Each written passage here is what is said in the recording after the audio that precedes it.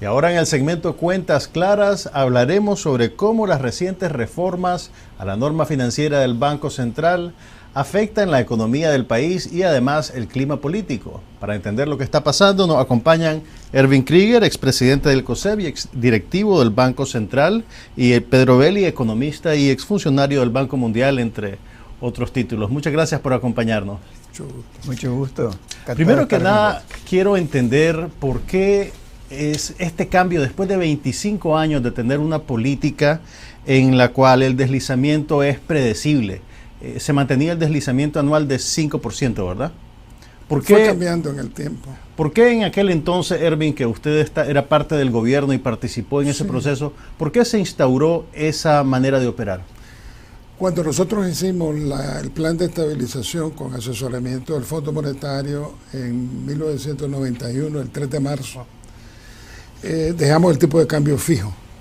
Pero que lo que sucedió es que el tipo de cambio real empezó a erosionarse, ¿verdad?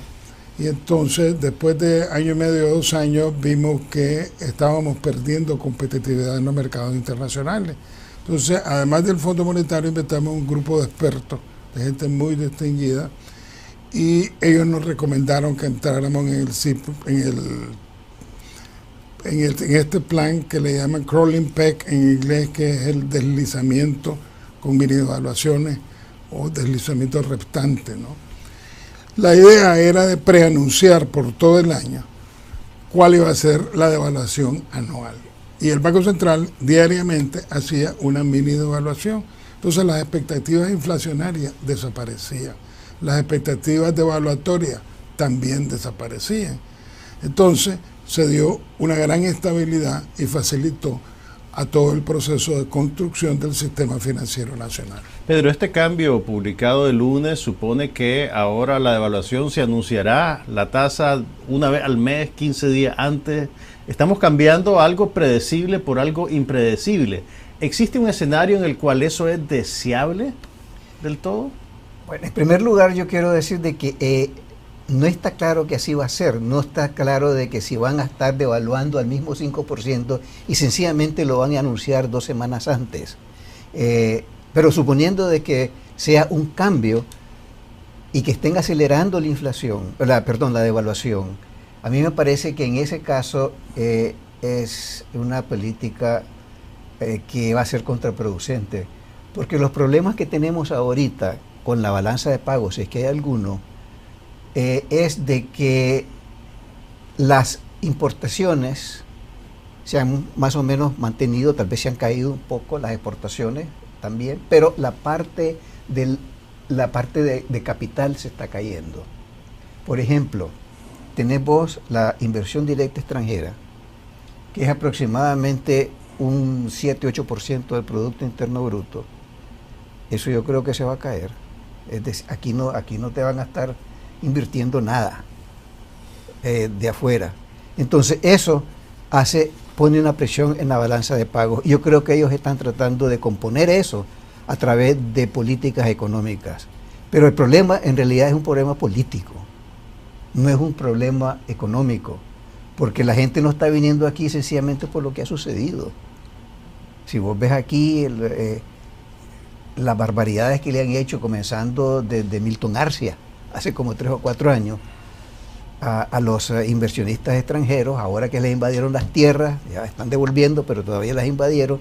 Hombre, eso crea una incertidumbre tremenda y no creo que en Nicaragua la inversión directa extranjera se vaya a mantener al mismo nivel que antes, lo cual pone presión sobre la balanza de pagos y ellos están tratando de remediar ese problema a través de una devaluación para estimular las exportaciones y desestimular las importaciones.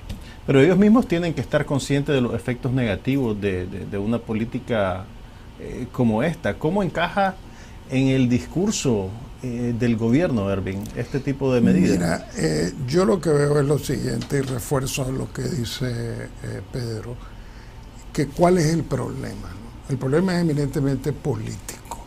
Y el problema político tiene una repercusión sobre lo económico. Lo que estamos viendo es el impacto de la crisis política en lo económico, ¿ya?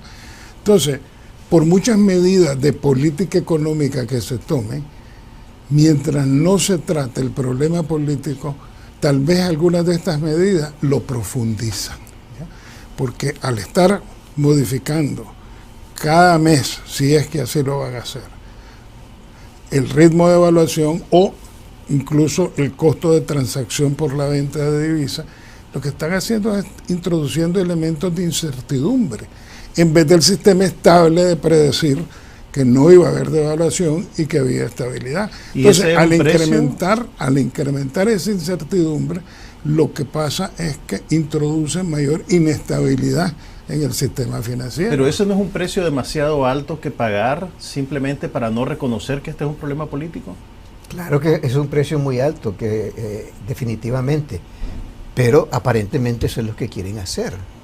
Es decir, hay una serie de medidas que han tomado que a mí me parece que son totalmente contraproducentes.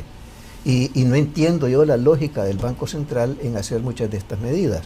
Una de estas es aumentar la tasa de devaluación, la cual pues tiene, pues tal vez podría vos decir que tiene un poquito de justificación si vos lo que querés en este momento es darle un estímulo a las exportaciones y bajar un poco la importación para que tengas un colchón ahí que te pueda financiar lo que se perdió a través de la inversión directa extranjera y a través del turismo también. Ese turismo ahora aquí se acabó. El turismo fue como que apretaron un switch de un día para otro. De un día para otro. Se fue.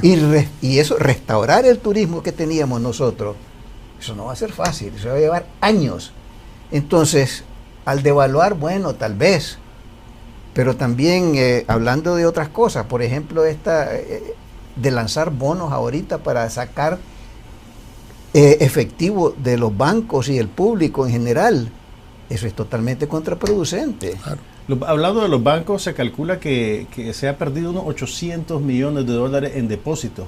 En un escenario como este, ¿no provocaría más fuga de capital de los bancos? Bueno, ese es precisamente lo que estaba diciendo. Cuando uno crea estas incertidumbres, ¿ya? Obviamente los agentes económicos que tienen sus ahorros en la banca pues se ponen nerviosos, es lógico. Y por eso es que la crisis política pues, y que hemos vivido, que ha sido terrible, es lo que ha atemorizado a la gente económica. Creen que aquí puede haber una serie de cosas, entonces retiran sus fondos, ¿ya? Y esta otra incertidumbre pues crea más temor. Y entonces en un momento en donde lo que debería de haber es influjo de capitales, ayudar a que haya mayor liquidez en el sistema financiero para que haya más crédito, y al haber más crédito hay más producción y hay más empleo, ¿verdad? Lo que están haciendo es totalmente opuesto. Es decir, yo no le entiendo a la lógica del Banco Central. Ellos creen que subiéndole a sus títulos van a pagar más tasa de interés para que el dinero se retenga en el país. Lo que no entiendo yo es que no comprendan que no es asunto de tasa de interés, es asunto de temor a la crisis. Son dos razones distintas. Además que no es función del Banco Central de estar compitiendo con la banca privada.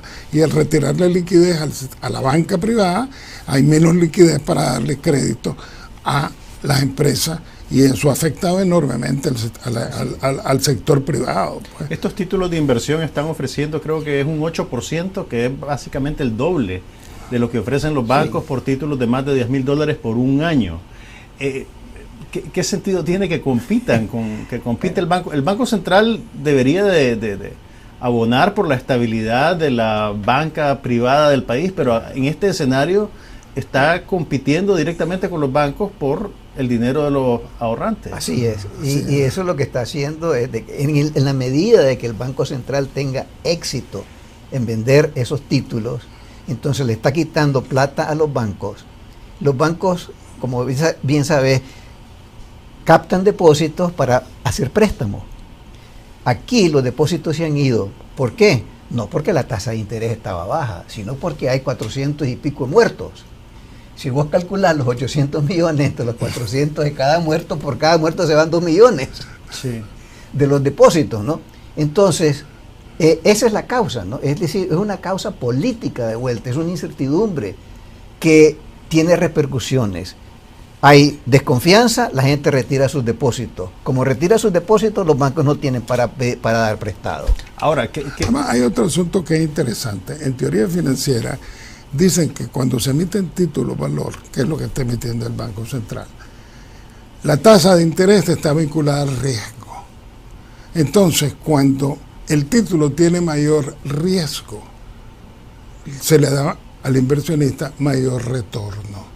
Para que tenga su incentivo de jugársela. Entonces, lo que está diciendo el Banco Central es, ve, mis títulos tienen mayor riesgo, entonces yo le voy a dar mayor retorno. El mismo implícitamente, tal vez sin querer, yo no creo que lo esté haciendo, o tal vez por descuido, pero decirle a alguien, mira, saca tu dinero al 4 que yo te voy a dar el 8 porque sí, yo represento más riesgo. En la realidad es que el riesgo soberano del país, con toda esta crisis, ha aumentado.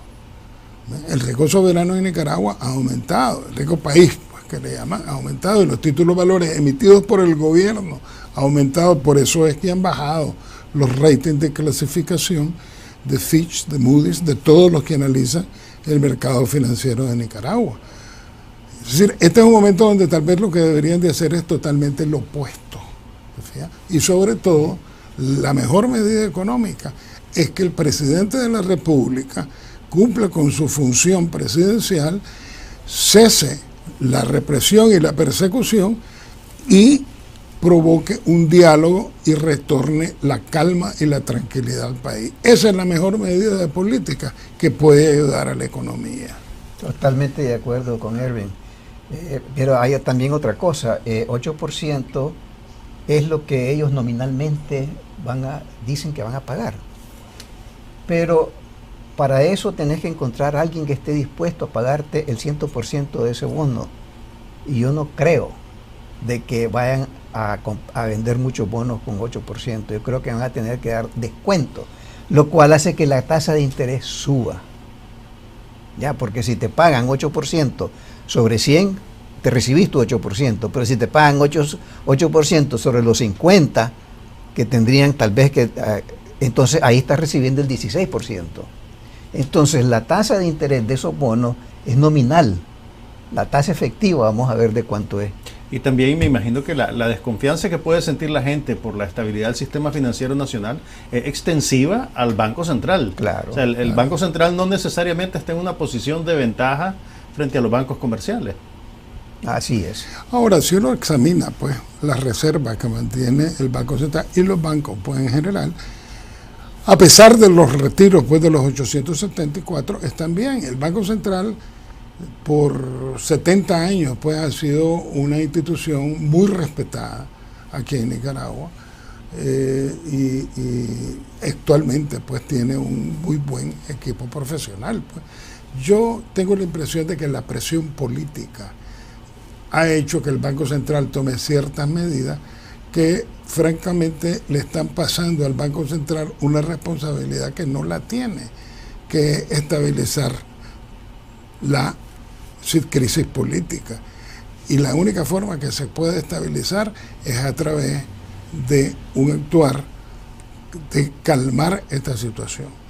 El anuncio de esta reforma ha generado un clima de... Hay otro punto que quería también decir. Ese 8%, ¿verdad?, que como dice Pedro es nominal, también acordémonos que la facultad todavía no la han borrado, entiendo yo, de que se pueda modificar el tipo de cambio. Entonces, si se modifica de forma adversa el tipo de cambio, puede ser que lo que gana uno en interés nominal lo pierdo en el cambio, y no gane 8, sino que gane tal vez menos del 4 que ya se gana en la banca comercial. Así es. El anuncio de estas medidas ha generado un clima de zozobra entre la gente que se puede percibir en la calle, en las redes sociales. Hay gente que recuerda la Operación Berta en los años 80, los billetes que aparecían estampados con más ceros cada lunes. ¿Ustedes qué le recomendarían a el ciudadano que está viendo este programa ahorita y que no sabe qué hacer? ¿Qué van a hacer ustedes como nicaragüenses que viven aquí y que tienen aquí su dinero, sus bienes? ¿Qué le recomiendan a la gente? Te voy a contestar la segunda pregunta, que es lo que yo estoy haciendo. Estoy tratando de mantener los balances lo más bajo posible. ¿Por qué? Porque no sé lo que va a pasar. Sencillamente no tengo la menor idea. Si seguimos como estamos, entonces a mí me parece que vamos a pique. Yo creo que la economía se va a deflatar, se va a caer, y que vamos a tener problemas en los bancos y vamos a tener problemas en otras partes. Eso es lo que me parece. Y entonces por eso yo tomo precauciones y trato de mantener mis balances bastante bajos. ¿Cómo prepararse para ese escenario de crisis? Primero, aconsejar al presidente del Banco Central que borre toda esa imagen que ha creado para que se calme, pues. En tiempo de crisis la gente trata de comprar o invertir en otros activos. Una forma que lo hacen es llevarse el dinero o comprar activos reales que se tratan de valorar. Hay gente que en los mercados internacionales compran oro, por ejemplo, cuando hay mucha incertidumbre. Yo mido la incertidumbre en los mercados financieros mundiales por el precio de los metales preciosos, porque aún el día de hoy la compra de metales preciosos es una inversión refugio. Entonces yo diría que habría que tener un poco de calma, ¿no? Y que habría que pedirle pues a las autoridades de gobierno reflexionar sobre lo que está pasando, porque reconstruir toda esta economía desde los años 90 hasta el día de hoy ha requerido muchísimo esfuerzo. Son 28 años de esfuerzo. Todos han contribuido a que hayamos llegado hasta aquí. Y yo creo que todos debemos de contribuir a que se le encuentre una solución pronta e inteligente y justa a esta solución. Hay una nueva generación que está emergiendo, pues yo creo que esa generación hay que alentarla y orientarla, no apresarla, mucho menos matarla o asesinarla en las calles, pues. Muchas gracias, Erwin Krieger y Pedro Belli.